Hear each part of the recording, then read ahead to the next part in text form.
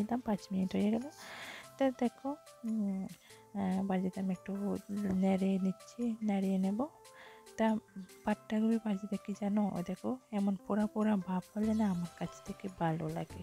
আর আমার হাজব্যান্ডে আমাকে পাট্টাকপি ভাজিতে শিখেছে। আমি কিন্তু আগে রান্না করতে পারতাম না, আমার হাজব্যান্ড আমাকে বলে এমন পোড়া পোড়া ভাব হলে খেতেও ভালো লাগে, একটু সেন্ট আছে, আরও মানে দেখতেও কালারটি ভালো লাগে কালারগুলো। তো তুমি একবার এনে ভেজে গেলে দেখো। তোমরা যদি আমার ভিডিওটি ভালো লাগে, আমি আবারও কথাটা বলছি, অবশ্যই লাইক শেয়ার কমেন্ট করতে ভুলবেন না। সাবস্ক্রাইব করে আমার পাশে যারা আছো তারা তো আছোই, আর যারা নতুন আমার ভিডিওটি দেখছো অবশ্যই সাবস্ক্রাইব করে বেল আইকনটি প্রেস করে আমার পাশে থাকবে। একটু সবাই আর ভিডিওটি একটু সবাই ফুল ওয়াচ করে দেবে। Thanks for watching. Tata, bye bye. সবাই ভালো থেকো। সবাই আমার এই রেসিপিটার মতো রান্না করবে, দেখবে ভালো লাগবে, খেতেও খুব স্বাদ।